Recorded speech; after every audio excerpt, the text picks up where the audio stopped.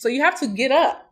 You have to stretch. You have to move around. Walk around in your home. Walk around in your office. Get up and go outside. Get some fresh air. Get some sunlight.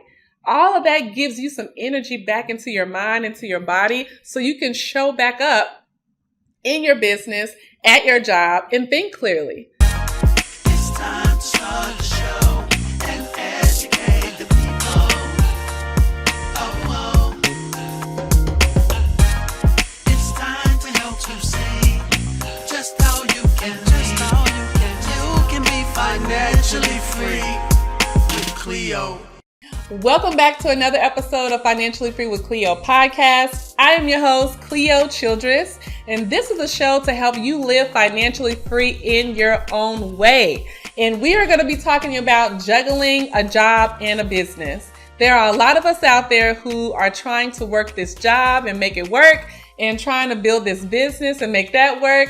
And it can be overwhelming trying to juggle both. I know for me, years ago, when I just had that one job, that one little W-2, life seemed so simple. Now, I don't want to go back there because I wasn't making a lot of money back then, but it just seemed simple because I just had that one job to think or, worry about, right? But now I have so many other things going on, right? So in present day, I still do contract work for insurance companies. So what I do is if there is a catastrophe storm like a hurricane or a tornado, a fire, if there is a crazy winter storm, or if there's something crazy that doesn't really happen often, like the pandemic when, the COVID shutdowns first happened and a lot of businesses had to shut down. They had a lot of business interruption claims, and that's something that I handle. So with the independent claims adjuster work, it's not like I do it January through December every single week. It's literally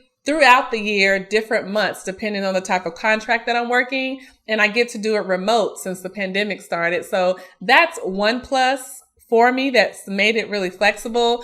It hasn't always been like that at all, but that is something that I still do that would be considered a job. It's contract work. I'm paid, as a 1099, but it's not like a typical 9 to 5 because it's kind of throughout the year. And when I do work it, it's like 12 hours a day. So it's a lot, pays well, but it does take a lot of time when I am working it. But I also have my own businesses. So I have Cleo Yoga Finance, which I do my financial education work under there. My podcast, Financially Free with Cleo, is under that same umbrella. And also the money yoga classes, speaking, things like that. So there's a lot going on in my life where I'm having to juggle working a job and and managing a business, growing and building a business. I do enjoy this whole journey. I'm still learning. I don't know everything, but what I do know and what I have learned is that as we get older, as we educate ourselves more, as we get more experience, we learn, we grow, and we see what works and what doesn't work. And this is why I want to share 5 things with you to help you get organized, to help you create a workflow that works best for you. I truly don't believe that there is a real work-life balance, right? They say they should have work-life balance. There's no balance. I'm sorry to tell you, there's no balance. There's no true, real, safe, correct, right balance. Like, you just have to find some type of workflow that works best for you. And what works for you right now may look different next year. So that's why you have to be flexible. You have to be okay with change. You have to be okay with trying new things and see what really works, right? So I want you to consider these 5 things to implement into your life to help you manage and juggle those jobs and businesses that you have. So first one is time blocking. Time blocking is basically taking a certain period of time and dedicating it to one type of task. So for example, if you need to work on emails, if you need to respond to emails or send some emails, take an hour and a half and dedicate that time, that block of time, to email only. No calls, no text messages, no watching a movie, no leaving the house or leaving the office for something. No, you're going to use that 1 hour and 30 minutes to focus specifically on that task. what I used to do, and sometimes I still kind of multitask, but I've gotten away from that because what I realized, if you time block and dedicate a certain amount of time to one task, that actually gets you further. You get to complete a whole lot more work if you do that versus trying to multitask and doing emails and responding to calls or making calls and watching this and trying to do that and taking this out and going over here. Like if you're trying to do 10 different things at one time, you think you're trying to do better, do more by working on a whole lot at the same time, but you're only given a percentage of yourself at each task. You're dragging it out all day when you could really sit here and say, you know what, for the next hour and a half or 2 hours, I'm going to do the emails. I'm going to respond to emails. I'm going to send some emails, or maybe it's your phone. Maybe you need to reply to some voicemails. Maybe you need to make some phone calls. Or like, for example, on my podcast, I know that I need to work on organizing, topics for the next few shows. That's something I have to work on. Maybe I'm going to dedicate the next 2 hours working on my podcast, working on that specific task in my podcast. There's some new equipment I need to test out. That may not take 5 minutes. I need to dedicate an hour just for testing new and existing equipment that I have. So you need to think about, what can you time block in your business and in your personal life? That means time blocking, meaning you focus on that task only. Nothing or nobody else can interfere until you're done with that task. Okay. And that brings me to my next one. If you're living paycheck to paycheck, if you're still struggling managing your money, you need to join me in the Daily Money Habits text community. Sometimes when we're trying to level up in our finances, we can get overwhelmed and not do anything at all. And then other times we start and we fall off track real quick. And I want to help you stay focused. So in the Daily Money Habits text community, you will get a text from me every single day with a financial affirmation to help empower you and help push you forward through this journey. And the second thing is an action step, me telling you exactly what you need to do every single day to reach those money goals. And you'll also get monthly financial workshops so you can continue on this education and helping you take action on all of this information that you are receiving. So text Money Habits, all caps, to 615-813-4827. It is a paid community. It's $37 a month. But hey, we got to invest in ourselves, right? If we want to see real results. So I will see you in the Daily Money Habits text community. Do not disturb. DND. Do not disturb, meaning you're going to put your devices, your phone, your laptop, whatever you use, you're going to put it on do not disturb. Okay? Because you know why? A lot of us are tempted to respond to everything. We're tempted to respond to calls, to text messages, to notifications from all these social media platforms. Like, that's how we get distracted, because we're constantly scrolling, constantly texting. We constantly feel like we got to be tuned in 24/7. They can wait. They can wait. Cause what do you do when you get back on there? You ain't missed nothing. You realize you ain't missed nothing. But what you need to do when you time block, put your phone, put your laptop, put whatever you need to do on do not disturb. And if you're worried about something happening like an emergency, and your loved ones can't get to you, you can actually set certain people to be on your list to override the do not disturb. And don't get carried away now, okay? Because you'll start adding people, and the next thing you know, you got 15 people that can get through to you who really can wait. Most of the time, these people can wait, right? But there are only 2 people on my list that can actually get through if my phone is on do not disturb, and that's my mom and my daughter. Everybody else can wait. I've even told them that, hey, if I have certain number of hours or certain time frame that I'm working, like I'll tell them, send me a text message. If it's an emergency, a true emergency, call me during these times. But if not, just send me a text message. So don't worry about somebody not getting through if it's an emergency. You can put them on the list to still get through, but you have to do not disturb, or, otherwise you'll be tempted to respond to notifications and messages and stuff. And we don't want to get distracted. If you struggle with being tempted to respond to stuff, use do not disturb. Number 3, I want you to do is take breaks. So if you are like me, where you're sitting down most of the time, right? Sitting down in this position can take a toll on your body. It can take a toll on your shoulders, your neck, your back, your hips, your legs. It can take a toll on you. Years ago, I used to think, oh, we're just sitting down. It's like you're resting. No, sitting in this position for hours every day can put a lot of pressure. So you have to get up. You have to stretch. You have to move around. Walk around in your home. Walk around in your office. Get up and go outside. Get some fresh air. Get some sunlight. All of that gives you some energy back into your mind, into your body, so you can show back up in your business, at your job, and think clearly. It helps with your creativity. It helps you to be more productive because you can make better decision when your mind is clear. You're nurturing your mind and your body by moving around. You can get a drink of water, take those breaks. And I'm not just talking about your regular 1 or 2 hour lunch breaks. I'm talking about those smaller breaks throughout the day, the little 10-minute, 15-minute breaks. Go get up and get out. Like, you have to get up and move around.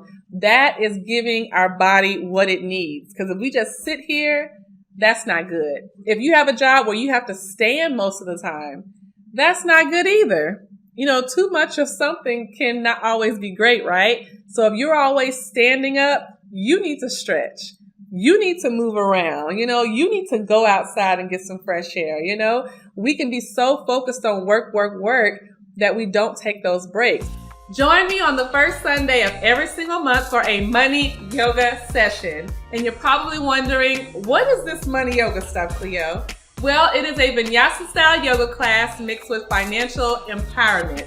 And it's designed to help you relax, reset, and prep for the work weeks ahead. And if we nurture our mind and our bodies, we can live financially free and make better financial decisions.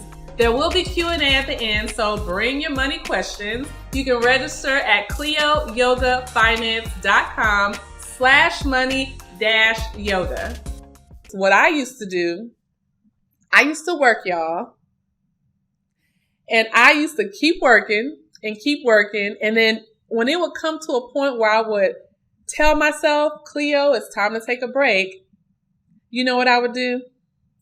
I would say, you know what, Cleo, you can just do this one more thing. Just do this one last thing and then take a break. And then one more thing or one last thing turned into 3 more things. Now it's 2 hours later and I still haven't took a break. Then I would be like, another thing, one more thing. Now it's 4 hours later and still no break. Haven't drank no water, haven't eaten nothing. So you're not taking care of yourself, your mind, or your body by doing that. We may have good intentions, because I had really good intentions. I'm like, I'm going to get this work done. But then at the end of the day, you feel exhausted. You feel tired, like groggy. You don't really feel like your best self, especially on the inside, So you have to take those breaks, because when you come back, you feel kind of energized and like revived, and you stepped away. Like your eyes need a break from looking at this computer. If you have a job where you're always on the phone, you need a break from having that phone up to your ear or that headset on your ear. Like, you need to walk away. Our eyes, our ears, our hands, our feet, our whole body from head to toe needs the break. Even if it's just for 10 or 15 minutes. So take those breaks, y'all. 4th one is keeping your personal and your business finances separate. A lot of us, when we first start a business, we don't know better. We don't keep them separate in the beginning because we just don't know any better. But as you go on, as the weeks and months and years go on, you have to start realize that they have to be separate.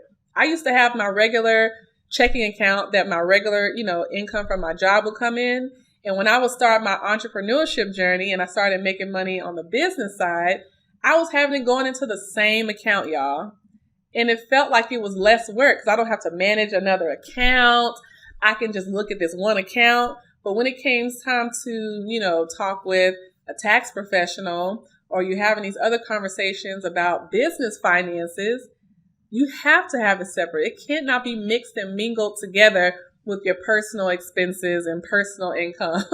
It has to be separate. Your business is its own identity, its own world. It has to have everything on its own. And your life will be so much easier when you set it up for it to keep it separate. So have separate bank accounts, checking accounts, savings accounts, systems, all of that. The fifth thing is getting help. Getting help, something that all of us need. I'm sure you can think of something in your business and your personal life that you can get help with. So let's talk about the personal. Do you need help cleaning the house? Some people can clean the house and do everything else and it's no problem.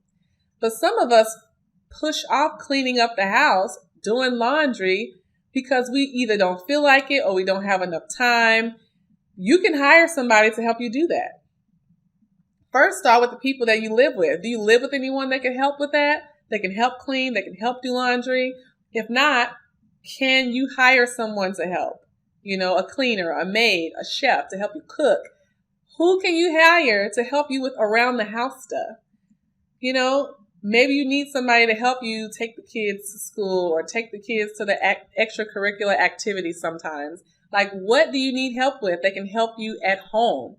What do you need help with that can help you on the business side of things? Do you need somebody to help you? Do you need an assistant? Do you need someone to help you organize or help you do anything in your business?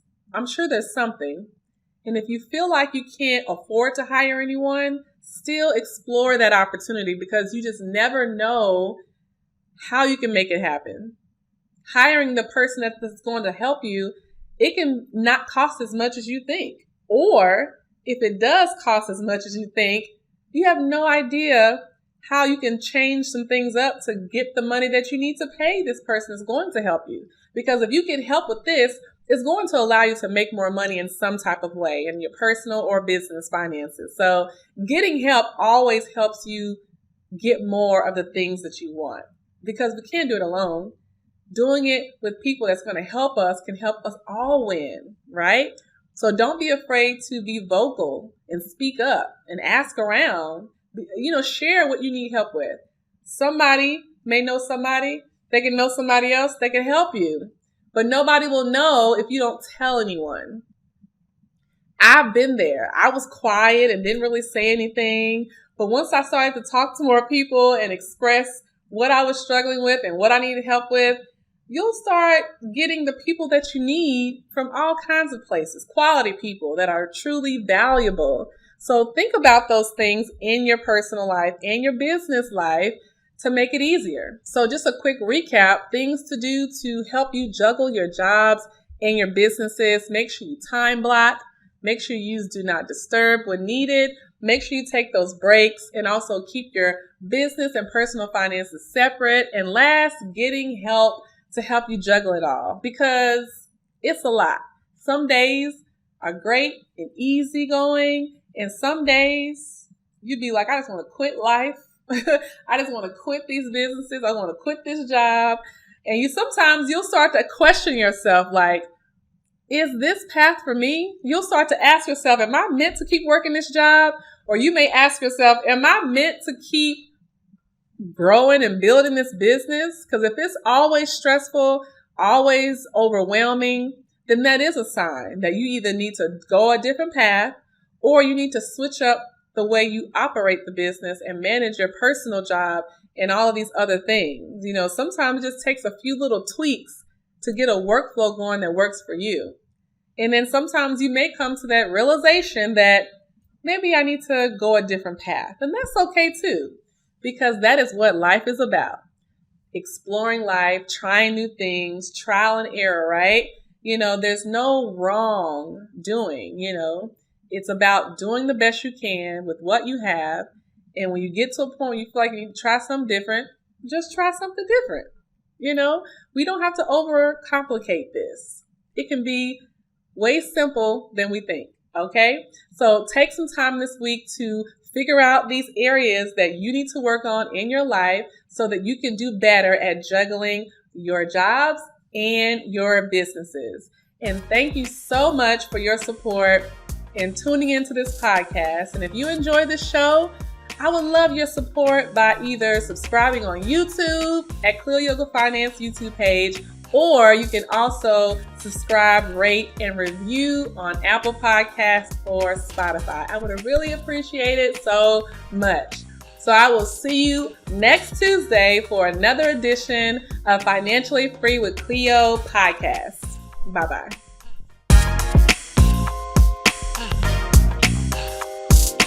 You can be financially free with Cleo.